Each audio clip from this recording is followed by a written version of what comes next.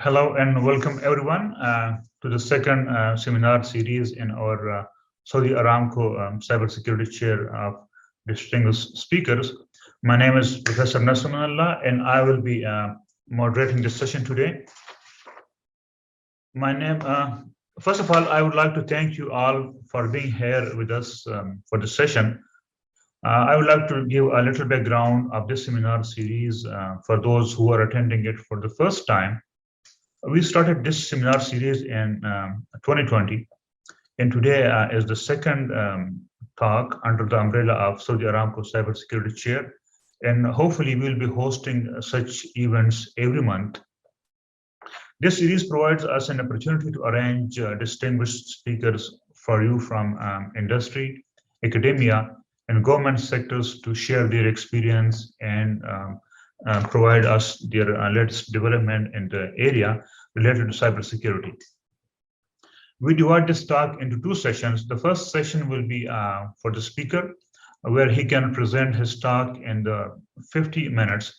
In the last 10 minutes, we will give you an opportunity to all the participants to ask questions. In being a moderator, I will try to communicate your questions to the speaker, inshallah. So our talk for today's session is blockchain for cybersecurity enabled IoT application. So as I was introducing this talk, so for today we have the talk blockchain for cybersecurity enabled IoT applications, which is very relevant to the world we live today, especially for people like me who are still regretting that why I didn't invest in the Bitcoins and cryptocurrency at the right time. So hopefully today we will answer many of these questions. So in this connection, today we are pleased to welcome Dr. Neeraj Kumar, a very special guest from Tapar Institute of Technology, India. Dr. Neeraj Kumar is an internationally renowned researcher in the field of vehicle ad hoc networks, smart grid, IoT mobile cloud computing, big data, and cryptocurrency. He has published more than 150 technical research papers in leading journals and conferences. His work has been cited in more than 22,000 times in various journals and conferences. Dr. Neeraj Kumar has supervised 5 PhD students and 5 are currently pursuing their thesis. Today, he will be sharing with us his expert opinion on the blockchain technology for cybersecurity-enabled IoT applications. With that, I ask that you give your full attention to Dr. Neeraj and help me in welcoming him to this session. Dr. Neeraj Kumar, over to you, please. Now you may start. Thank you very much. Very good morning and very good afternoon to all the participants along with the panelists. So it's my pleasure to be a part of this panelist as well as on the speaker of one of the most emerging technologies nowadays, which we all are aware of, that is blockchain for cybersecurity. And primarily it has been used in different applications, but today's task is that how this blockchain technology has been revolutionized especially for these IoT applications. So we will go through this part. So contents is basically of presentation is consisting of 2 components. So first is we will discuss about the basics of blockchain, because some of the audience maybe from different diverse backgrounds, so they are not aware of this basics of blockchain. So we will also illustrate the key business components and terminologies that are used in structuring of blockchain, and obviously what is the structure of the blockchain. I mean to say here, what are the various components like block, what are the attributes, transaction processing, and also, as Professor was saying, that what is the role of cryptocurrencies in today's scenario, and what is the relevance of what are the different types of cryptocurrencies that are available. And most important part, there are enormous number of consensus-based algorithms which are primarily used for verification and validations of blockchain components. So we will discuss all of those in details in today's point of times. So you can see nowadays we are talking about, most of the times we are talking about business networks, markets and wealth, financial crisis, fraud, or maybe some other parts associated with that. And in this regards, you can see that we are mainly concerned about some sort of connected communities, and these connected communities may be consisting of mobile banking, e-banking, different stakeholders across different locations, different users that may be located across different geographical locations, and most of them are interconnected with each other using the internet, and then they are sharing their data with each other.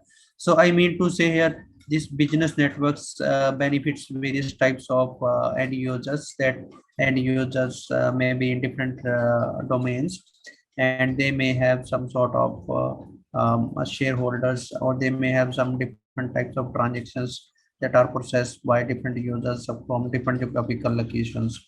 So all of these transactions, all of these data must be shared using an open channel, which is called as internet, and that will raise some sort of security lapse in our mind, and that will also generate some sort of fears in our mind, that if we are performing some transactions on the internet itself, which is an open channel, so how these transactions are found to be made secure, and how these transactions can be shared with the other users in a secure manner. So that is one of the fears, and that is one of the motivations for today's lecture point of view. So all in all, there are number of participants in these business communities, and these participants are part of some business networks. Like for example, participants may be customers, those may be suppliers, those may be some government agencies, those may be some regulators or intermediaries, those may be residing in some organizations. So it is just like a supply chain management system, which consisting of basically some sort of chain between different end users, and these end users performs some sort of transactions, like they may have some asset transfers from one users to the another users, and in between this they may have some contracts that we may have certain terms and conditions that are bound to be used by these end users for transferring of some amount from one place to another place. So this was a generalized business scenario nowadays we are talking about, and there are different types of role players who are associated in this type of scenario. Those may be some service providers, maybe there, those may be some intermediaries persons may be there, though they may be some customers may be there. So, and various types of stakeholders may be associated in these scenarios. So keeping in view of these scenarios, you see, the earlier we talk about the traditional system. So this traditional system is basically based upon a centralized approach. So that centralized approach consisting of basically processing of all the transactions from these centralized servers, and these centralized servers may be overburdened at certain point of time. So this may be overburdened at certain point of time, or it may happen that we have different parties that may be associated at here, and these parties are transferring some information, or they are transferring some transactions from one place to another place. So that may create some sort of burden on this underlying network infrastructure, which is basically used for transferring of information from one place to another place. So this is a generalized scenario, and keeping in view of this generalized scenario, there was a crisis in 2000 that leads to the revolution of this technology, which is based upon the rather than a paradigm shift, I would say, that is from the centralized approach to we have a completely fully distributed peer-to-peer scenario, where all of these nodes consisting of verification and validations by themselves, making a consensus among themselves. So they do not rely primarily on this centralized server. So this was the notion that has been taken care of, that we have a paradigm shift from this centralized approach to this fully distributed peer-to-peer network-based approach, where each of these nodes maintain their own ledgers, and they are used some consensus among themselves for verification and validations of different types of transactions. So that was the genesis that has been there for revolution of this blockchain technology.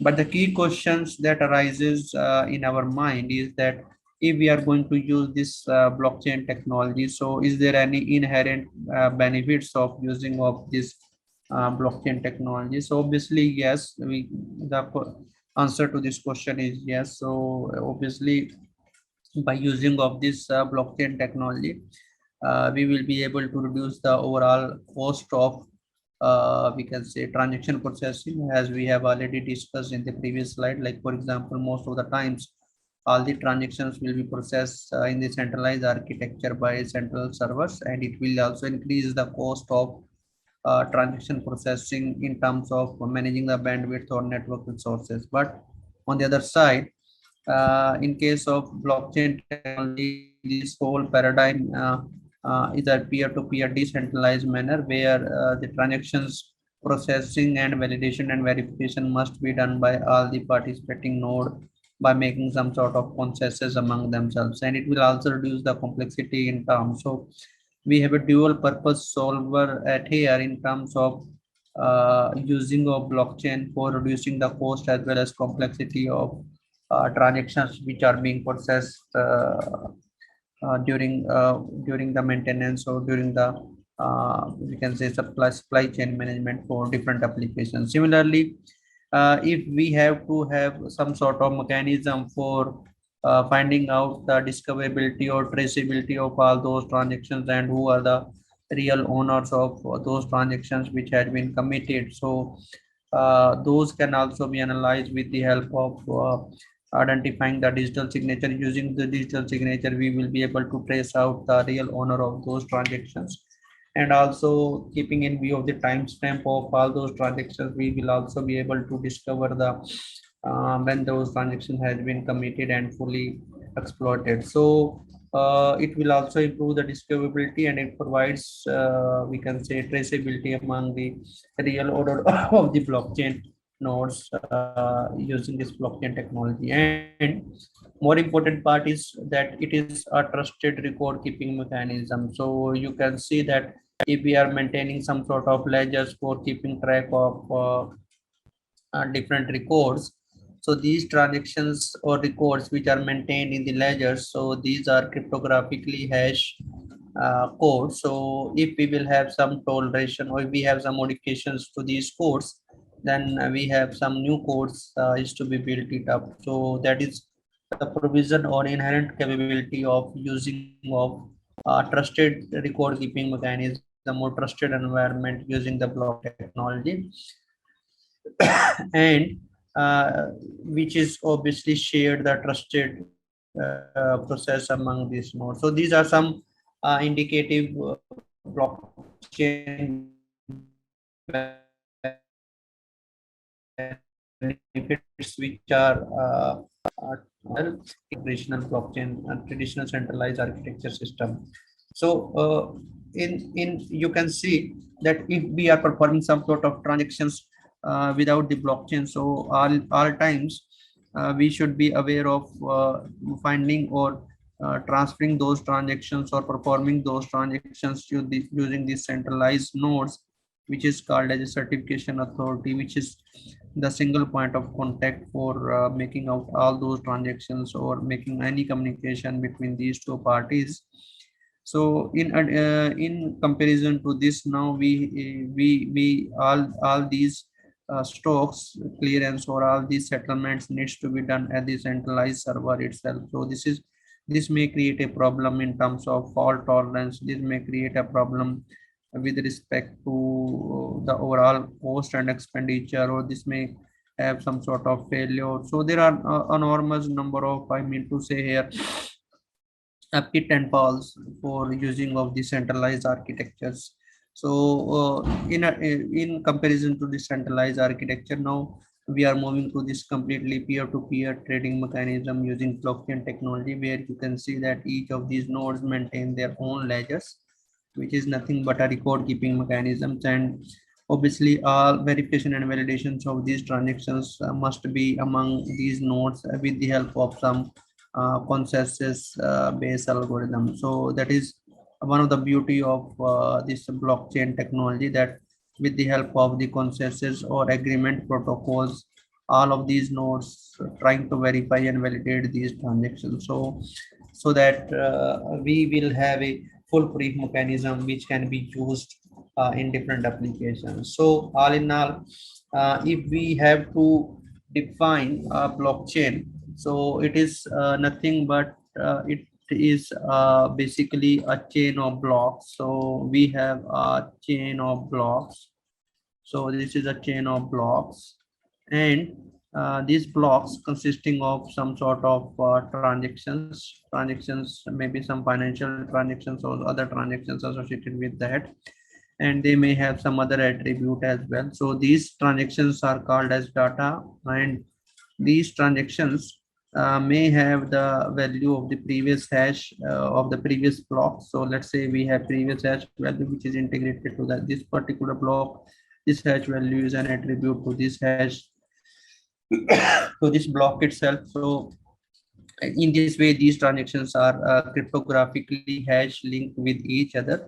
So like for example, right, starting from this genesis block, if we have this previous block integrations, then we have these transactions associated with that particular block. And similarly, the integration of all these blocks are associated in this manner. So we have some block IDs also there, that is called as a block ID, which is used to keep track of the block number. So using this block ID, we can trace out which particular block we are dealing with at any particular instance of time. So whatever the chain that has been created in the blockchain, so it is replicated basically across multiple locations. So let's say this chain has been replicated at here, this is also replicated at here at different locations, and this is replicated across different locations in distributed manners, which will obviously add trust and security among themselves. So for example, somebody else has changed this chain to some other attributes, or attributes of this chain has been changed. So then this whole blockchain will becomes invalid, and the same replica of this chain needs to be replicated across different nodes in at any particular instance of time. So the overall architecture of blockchain would look like this, which consisting of distributed ledgers like this. So these distributed ledgers consisting of some peers nodes. So these peers nodes are we can say integrated with each others, and these are connected in a peer-to-peer manner. So this was the scenario for the blockchain part. So if we have to perform certain transactions on the blockchain, so there is a general procedure for the same. So let's say someone else requests a transaction, so he may start some transactions. So this requested transaction is basically broadcasted on the blockchain networks, and then among these blockchain networks, all of these nodes will try to validate those transactions which has been existed or which has been initiated by these nodes, and using the consensus algorithm or using some consensus algorithm. That consensus algorithm may be a different parts, that is consisting of some agreement among themselves. So once those nodes which are participating in this blockchain networks validate the authenticity of those transactions, then these nodes, these transactions are integrated into the block, and a new block is added at the end of the chain, and the size of the chain will goes on increasing. So in this manner, you can see after verification and validations of all these blocks as well as transactions, a new block has been added at the end of the chain like here. So the size of the chain will go on increasing with some point of time. So you can see that starting from this genesis block, we keep on adding new block after verification and validations, and in different networks this new blocks has been added at the end of the chain after verification and validations, and the size of the chain goes on increasing. And during this process, we have block attributes must be identified, and these block attributes may be version number, that is ID of the block, that may consisting of some nonce value, that is again some random variable which is used to guess the random hash value which is used by the miners to mine that particular block. So miners are the persons who will change this value of this nonce, adjust the value of nonce, and then find out certain hash value, and that hash value should lie above a threshold value. So if it is above this threshold value, then those transactions are encoded, or those transactions are clubbed together in a block, and then these block will be verified by using consensus algorithm and added at the end of the chain. So this block also contains the transactions list. So whatever the transactions that had been performed by a particular block, so those transactions will be included as a part of the chain in the blockchain network. So there are basically four key components of any blockchain. One is distributed shared ledger. So this distributed shared ledger is among all the nodes which are participating in the blockchain networks. So all these nodes shared a common ledgers. Then cryptographic primitives are used. So two cryptographic primitives are used at here in the blockchain. One is digital signature. So using the digital signature, we are going to trace out the real identity of an individual who are performing some transactions, and also we are using a hash function, so or hash value. So these are the two cryptographic primitives which had been used in blockchain part. So hash function in case of different cryptocurrency has been used a different hash functions. So like in Bitcoin, we have this SHA-256 bit hash code has been used. So irrespective of whatever the length of the input string, when this string is passed to SHA-256 bit code, so it will generate a fixed length code for that particular string itself. So this is the, we can say, inherent property of this hash algorithm, which is used to keep track of that how we can make it out,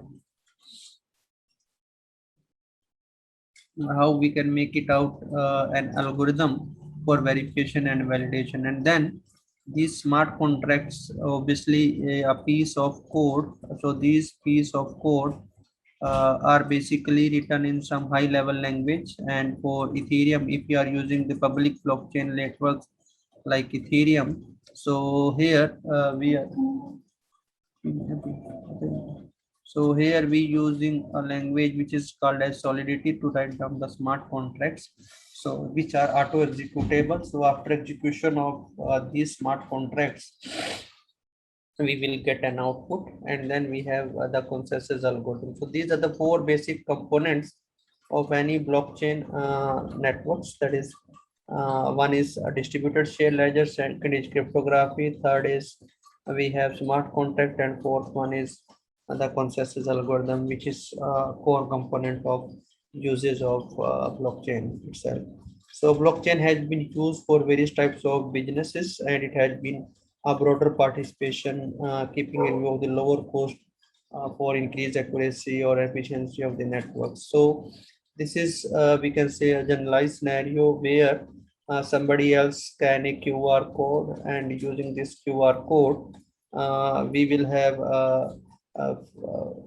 we have to transfer, let's say, some finite number of Bitcoin or some ethers to a particular person. So fills that amount, and then corresponding after verification and validations of these transactions by the miner itself, the final transactions would be executed, and finally we will be able to transfer those to some part to the recipient itself. So there are basically two types of platforms which are popularly used nowadays. One was the Bitcoin, second was the Ethereum. So both have their own advantages in terms of uses. Like for example, in Bitcoin, we are using this proof of work. Here we are using this proof of work POW, but soon it will also use POS, which is one of the we can say consensus based algorithm. And also here the consensus algorithm, sorry, hash algorithm that is used is SHA-256, but here we have ET hash has been used. And this is also important that block time here is 10 minutes, block time here is 12 to 14 seconds. So these are some sort of disadvantages of associated blockchain part. So if we try to have some sort of I mean to say here distinction between database and blockchain. So you can see database have administrations and centralized control, but in blockchain no one is administration or in charge, so everyone can execute those contracts based upon consensus algorithm. But here only the entities with have some right access can access the database, but here anyone can access the blockchain. And database are obviously fast, but blockchains are slow. So those are some sort of distinction between blockchain and database itself. So the question that arises in our mind is what is a smart contract? So contract is nothing but it is just like an agreement that is there between two parties. And if we have some agreement between two parties, so this agreement in traditional agreement, this consisting of lot of paperwork, but now this contract has been completely revolutionized by using software programs which can be written down in some high level language. And the high level language that has been used here is, in case of Ethereum, is Solidity programming language. And using this Solidity programming language, we can define, we can audit, we can execute those smart contracts, and we can finally get some results. So it's all about that these smart contracts consisting of software programs which consisting of distributed ledgers, and it also provides us immutability verification and secure recording of all the contracts and transactions. So it is a simple and fast and hassle-free process which will be reduced, which obviously reduce settlement times, and it reduces the administration and service cost owing to the automations and ease of complex reporting as well. So this is a fully complete automated system which automatically get executed as per the requirement of the end users for different applications. So basically, if we talk about a smart contract, so it is nothing but the transaction protocols that is executing in terms of contacts, and it consisting of option of execution self from different environment. And there are two types of accounts that are available for Ethereum. One is externally owned account and second is contract account. So this is externally owned account is owned by people or organizations and which is controlled by the private key, while in contract account it is an autonomous account which is controlled by some code or piece of code in some programming language. So if you are new to the writing down the smart contract, so smart contract can be written down in Solidity compiler. So you can write down the smart contract in Remix ID is the tool that is available on internet itself. So this is open source software. Then you can come like other programming language, you can compile, execute, and provide Ethereum virtual machine part and deploy those smart contract and execute the result as well. So basically, blocks in a blockchain consisting of previous hash value, block number, data, numbers that is used. If some miners are available, which are used to verify and validate those transactions, then they need to solve some cryptographic puzzles. And these cryptographic puzzles, when solved, then they will be provided some reward for the same itself. So, so you can see that we can integrate different DApps applications with the blockchain platform also. Like here we have the Ethereum blockchain part is available, so we can compile and execute those Solidity codes, and then we can create a standalone application, and using Web3 compilers we can execute those Solidity codes, and then these Solidity codes will provide certain integration with the Ethereum blockchain network. So all in all, if we have different DApps application which are running at different locations, so these DApps application can integrate with your blockchain networks for data retrieval as well as for making of some sort of animations or retrieving of data on the blockchain networks. So contracts is nothing but it is all about, like for example, we have a smart refrigerator system, and blockchain provides us a fully automated interaction with the external world. Like for example, this may be an autonomous fridge. So based upon the occupancy and based upon the various types of use case scenarios, we can have a benefit of efficiency in terms of supply network supply chain management. So similar example you can be for this complete autonomous system, which is plane that is consisting of again providing us the automation with respect to the self-automation modes in terms of providing various types of facilities. So these are some sort of indicative application where this blockchain technology can be used it out, and these applications can be used in retail banking. Those maybe have some public record, those may have some security, those may have security labs, those may consisting of post-trade settlement, that may consisting of derivative contracts, security assurance. I mean to say those are some indicative application, to name a few,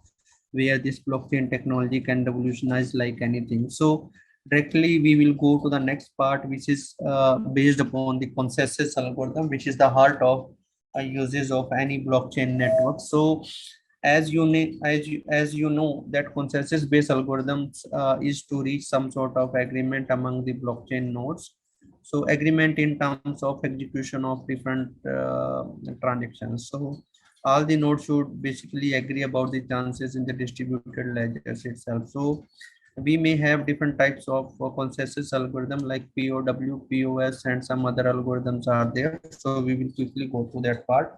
But before that, we should be aware of this part, that why there is a requirement of consensus algorithm. So first thing is that they should provide some sort of fault tolerance. It means to say, if there is some sort of nodes which are unavailable, then when the ledger has been changed, so consensus should be reached by part of the nodes, and also there should be attack resilient part should also be there.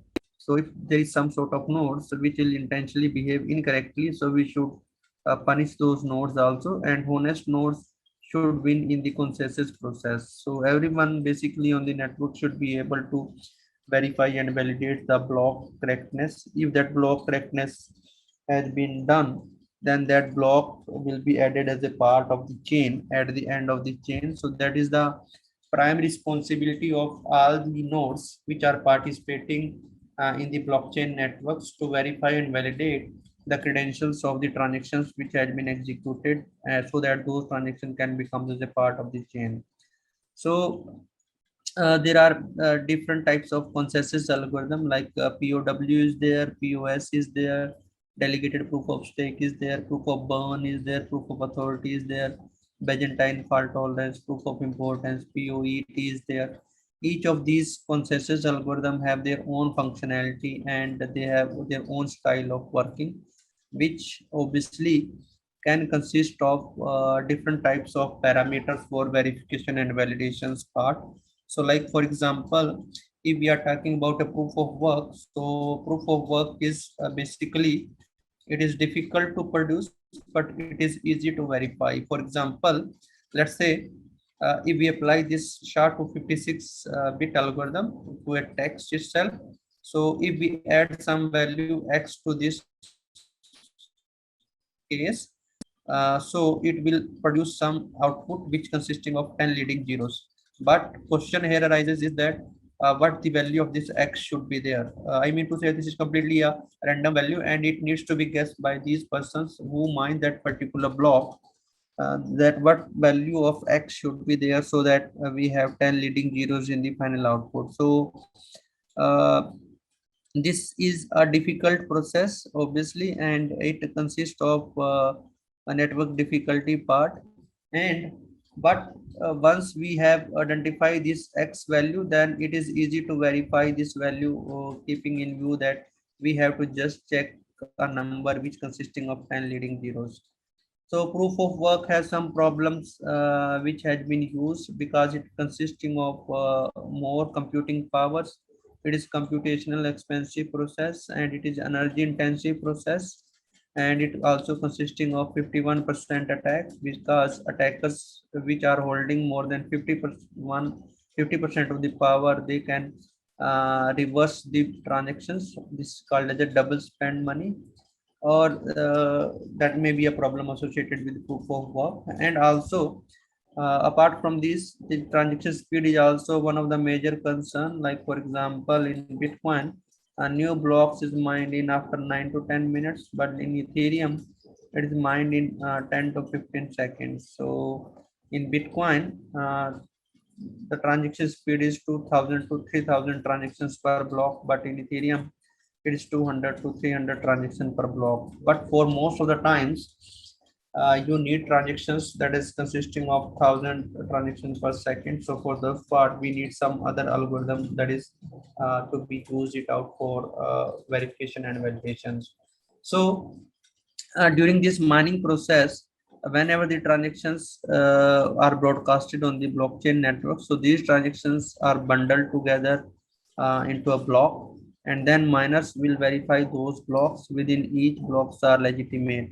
So for that particular purpose, if they have to solve this POW part, so miners should be solve a mathematical puzzle which is called as POW problem. And once that POW problem has been solved, then reward is given to the miner who solve each block problems, and verified transactions are then stored in the public blockchain part. So this is the complete procedure for adding a new block in the blockchain networks. And there are different cryptocurrencies which are using this POW, like Bitcoin, Bitcoin Cash, Ethereum, Ethereum Classic, Jet Cash, and Monero, Litecoin, Dash. That's are the currencies which are using this POW part. So apart from this, we also have another consensus algorithm which is POC, that is proof of capacity. So whosoever has a higher storage in terms of hard disk space, so he may be given a chance for mining the next block. So more the hard disk drive, better the chances of mining the next block. So based upon this proof of capacity principle, the blockchain part worked it out. Then we have the most important part of the consensus-based algorithm, which is proof of stake. So proof of stake is basically designed to increase the network security, and it is used to reduce the resource wasting. So the creator in this case of new block is chosen with a combination of random selection and wealth. So whosoever has higher number of, I mean to say, a Bitcoin in the networks, he may be given a chance to mine the next block in a blockchain networks.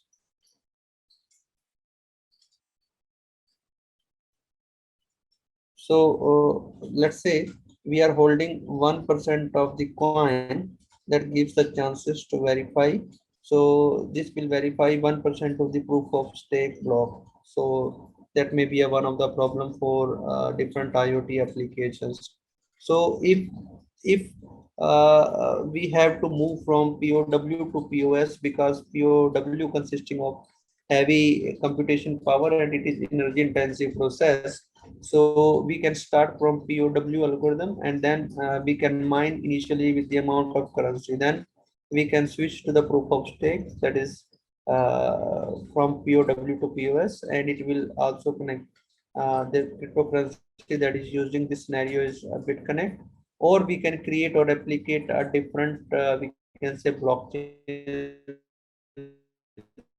simultaneously. Let's say we have blockchain 1 at here, we have blockchain 2 at here.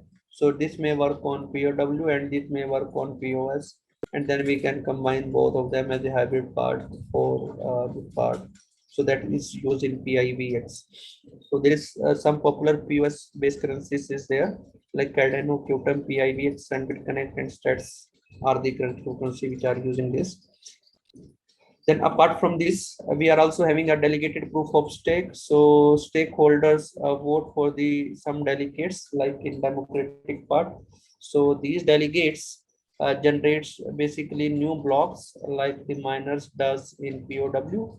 And these delegates validate the transactions and take the fees as a profits. And they will also maintain the blockchain and vote for changing the network parameter like block interval, transaction fees, or other parts. But it is a very fast process for confirmation of transaction. It consisting of only less than 1 second for verification and validations of those transactions.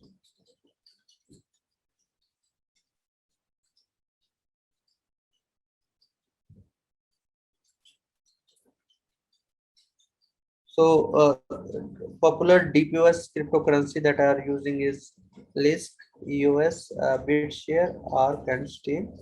And then we have lease proof of stake. So in lease proof of stake, user can choose to be a full node or they can lease their stake.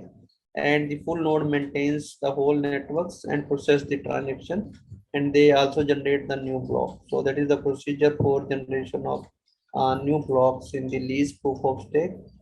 And they have their own stake plus lease stake, and they serve as a mining pools. Most of the user lease their stake to the full nodes in this case. Then the most popular algorithm again is a proof of burn is there. So proof of burn is similar to POS where stakes are based upon burned coin. So burning coin gives them the privilege to mine and burns coins by sending them to a burning address. So more the coin you burn, better the chances to be selected to mine the next block. Then proof of importance is there, which is based upon not only based upon coins but some sort of other activity as well. So this is also, we can skip this. Then practical Byzantine fault tolerant algorithm is one of the most popular algorithm which needs some consensus among all these participants who are trying to attack on this castle. So if there is 2/3 of the majority are in the favor of those, so they win. Otherwise, if they do not have the majority in favor of those, so they lose those castles. So based upon this PBFT algorithm is the most popular algorithm which has been used in Hyperledger Fabric in private blockchain. And this PBFT algorithm has been used or it has different variation like Hyperledger Fabric. It has been used in Neo, it has been used in Ripple, it has been used in Stellar as well.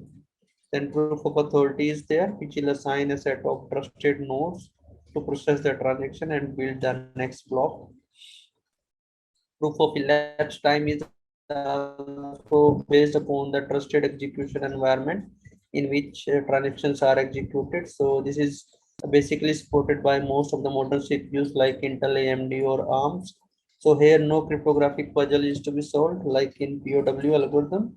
So P80 ensures that we need to get produce a new block in a random lottery fashions, and the proof of waiting times can be verified by all the other nodes in this part itself.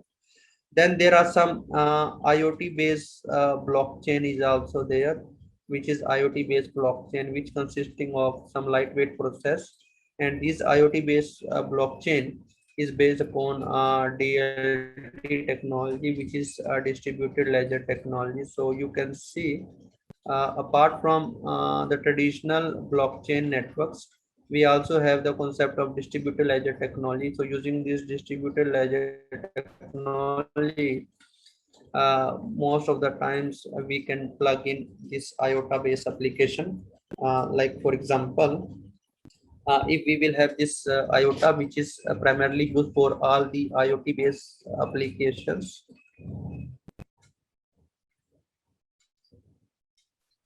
Like it is scalable and decentralized DLT. This is basically used for IoT based application, and NAME is also there, which is a blockchain platform, which is maybe a public and private, and it is based upon T-RON is also Chinese decentralized storage platform has also been introduced. and this consisting of uses of distributed ledger technology, which is consisting of the uses of DAG, Tangle, and IOTA, which is like, for example, Tangle is blockless distributed ledgers. So it is not a blockchain, but it is a blockless. It does not have any block associated with that. So it is based upon directed acyclic graph. So this is basically used for IoT based application, because most of the IoT based application consisting of IoT devices, and these IoT devices are resource constrained, so they may not be able to execute heavy computational verification and validation consensus algorithm like POW, DPoS, or PBFT based algorithm, but they needs to analyze and monitor the validations of different types of transactions. So for example, in case of DAG, Tangle, and IOTA, we have validation for 2 transactions to get your transaction validated for fee, but it is found to be scalable and lightweight as well, because more it does not have too much consensus algorithm, which is used for heavy computation and solving of cryptographic puzzle problems. So based upon this simple phenomena, this DAG, Tangle, and IoT based applications will work it out. And then hash graph is also there, which is superior DLT technology system, this latency, and it is found to be secure and provide fairness among all these parts. So in this hash graph, validation and verification are done using arrangement of all these nodes like this, and we starting from the base part, we are having some interrelationship between different nodes which can be verified and validated using different consensus based algorithm.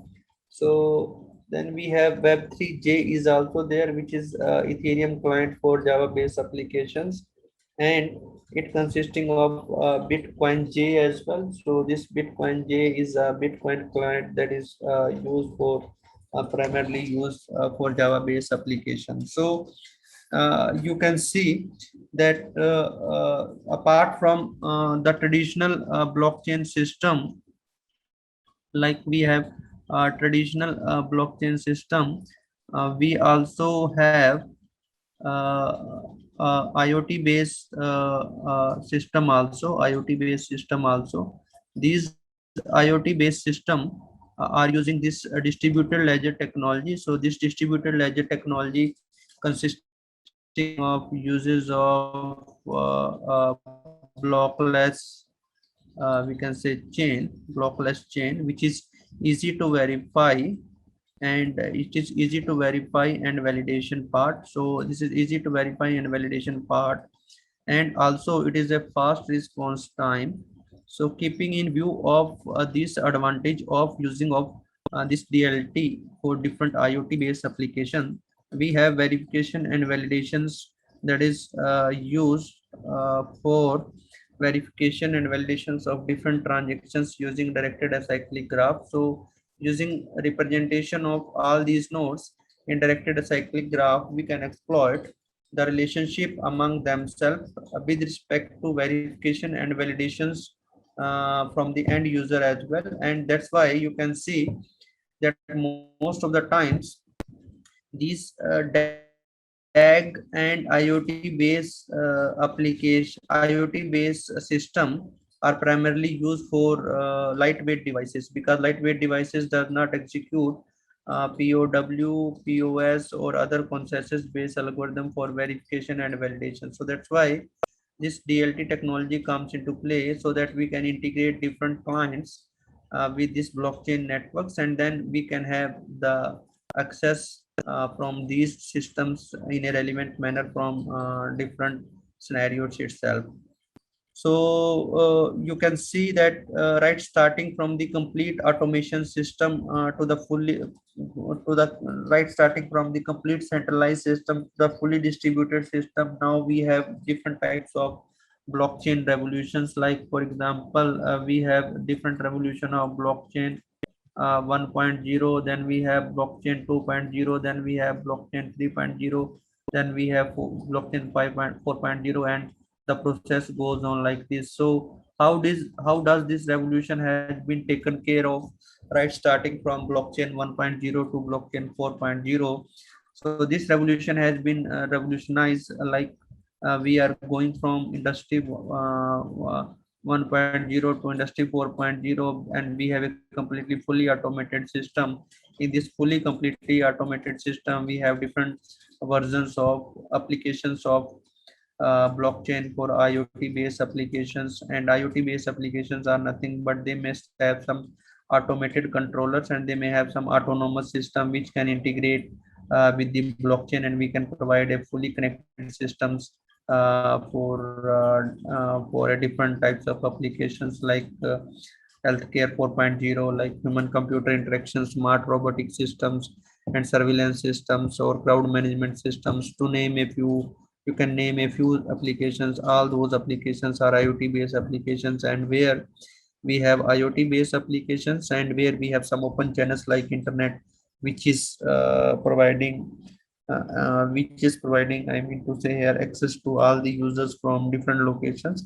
So we always have a threat of information, we can say information stealing. So blockchain solution, in my view, can provide a fully customized and I mean to say foolproof solutions for all those applications which are primarily based upon IoT based applications. So with this, I come to this end to this lecture, and now I can take the lectures, or now I can have the question and answer series from you guys. So I will answer your questions.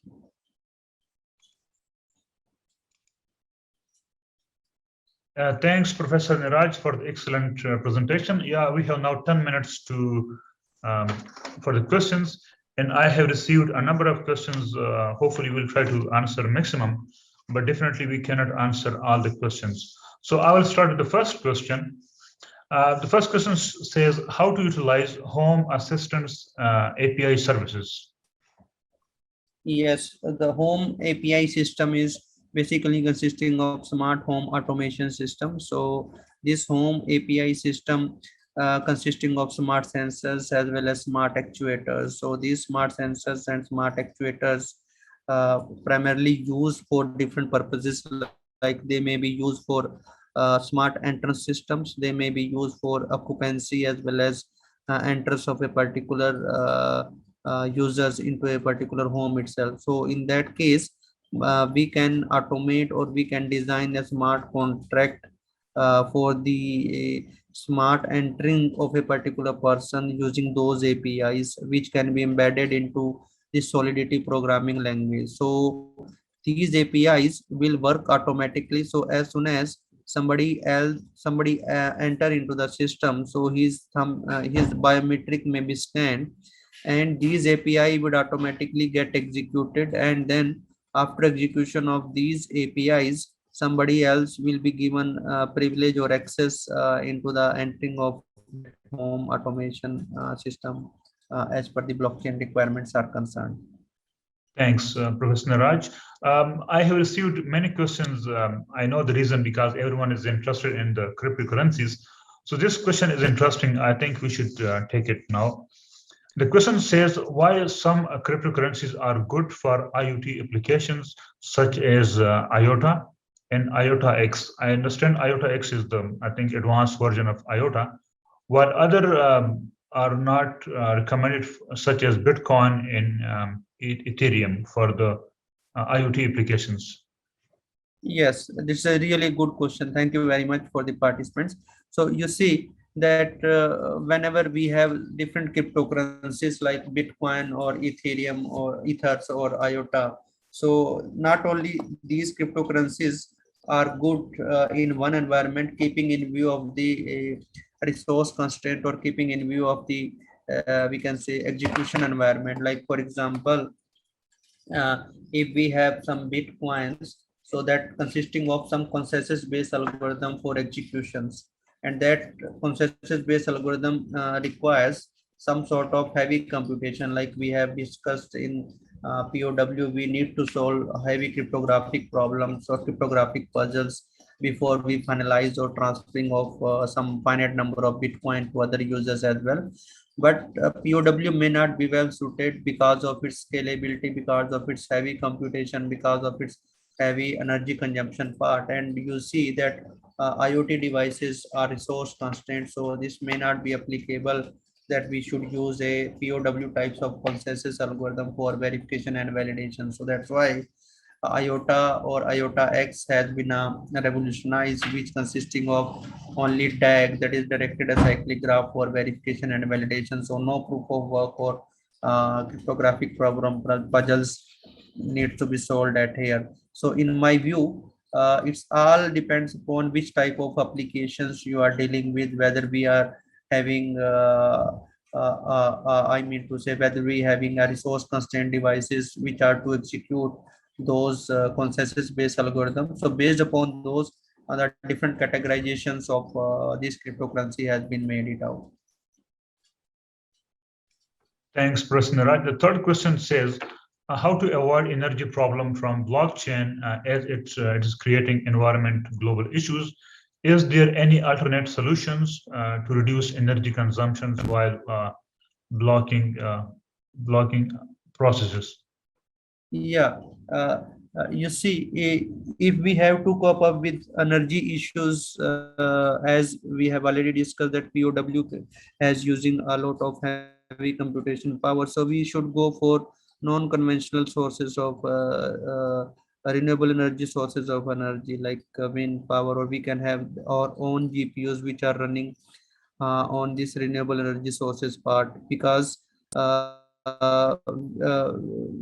most of the times these number of devices when we using by the miners to mine a particular block, that will create a huge energy demand. So in my view, renewable energy sources can be one of the options where we can effortlessly integrate all those renewable energy sources for providing efficient energy management system for running various types of data centers or GPUs for mining those blocks. Thanks, Professor Neeraj. Another interesting question, which says, what will happen to Bitcoins if all the Bitcoins are mined, like we are finished with the Bitcoin mining, there is no more left. So why, how they will be validated? Who will validate the transactions? Maybe the peer-to-peer network will not allow it. Or, I mean, the question is, what will happen to the Bitcoins when they are all mined? So you see, when all the Bitcoins have been mined, so we are not end of the chain may be possible, but that's not the case. Most of the times we have some sort of we can say new transaction coming into the blockchain networks, which will be broadcasted by some end users from different networks itself. So in that case, again, we have to run out the consensus based algorithm. It's not a ending of simultaneously process. It's a continuous process, because if we have one transactions which comes on broadcasting on the blockchain networks, then it's not there that at the same instance we start with the mining process. It's all about that we first of all need to bundle out all those transactions, and then after verification and validations, those are supposed to become as a part of the block itself. So in my view, it is a continuous process, and its continuous process will be keep on going on, increasing with the size of the chain.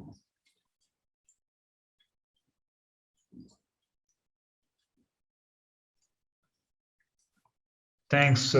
We have more questions, and I think we have only 2 minutes left.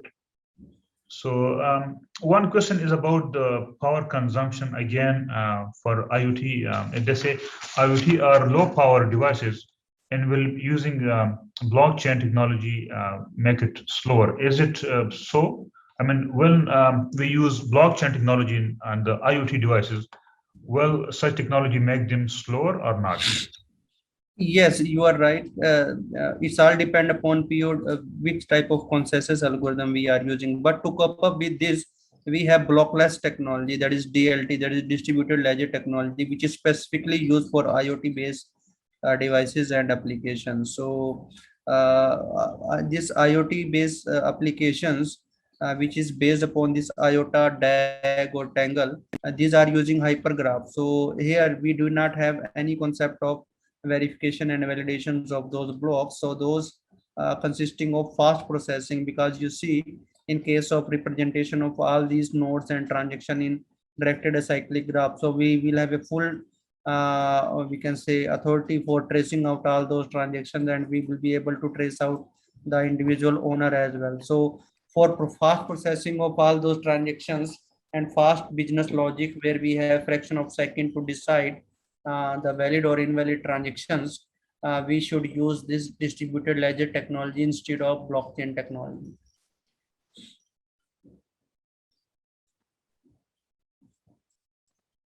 Right now, I will request anyone from the participant if they have some urgent questions. Otherwise, we are out of time. If anyone asks questions, it will be great. Sorry, if I'm allowed to ask a question, please. Please go ahead, Dr. Maya. Yeah. Thank you, sir, for your presentation. It was so much information in such a short time. I really appreciate. I would like to ask you about what you said in the end about the distributed ledger technology that uses a hypergraph. Is it sensitive? Is it vulnerable to soft forks? And may it, or do you envision that there may be a need for hard forks in the future? Or is it a little bit more stable than the Bitcoin in this respect? Thank you. Yeah, you are right that till now it has not been observed that DLT may have some sort of attacks, but you see it is using some hashing algorithm, and the inherent property of hashing is that if we change even if a single bit of data information, then we have avalanche effects. It means to say we will get a new complete hash value, and it will be very difficult for the attackers to simultaneously change all the hash value, keeping in view of the size of the chain and keeping in view of the scalability of the networks that is on this blockchain network. So in my view, hash graph will provide more security, and it may replace the, or DLT may replace the existing blockchain networks, keeping in view of the scalability, keeping in view of the fast processing time, and keeping in view of the IoT requirements, or keeping in view of the energy constraint and heavy computation that is performed for different applications. Thank you very much. With this, now I will request my college dean and the supervisor for Saudi Aramco chair to thank the speaker and the participants. Dr. Abdullah, you may take the floor. Yes, thanks, Professor Nasser. I would like to thank Professor Neeraj for accepting the invitation for today, and for entertaining all the audience for this informative talk. It was really a pleasure to have you, Professor Neeraj, and we are looking forward to have more communication with you and more projects in the future. And I would like to thank the audience also for their participation today, and thanks to Professor Nasser Mallah for the excellent moderation of this session. Looking forward to meet you all in our future sessions, and thanks again to Professor Neeraj for the interesting talk. Thank you all.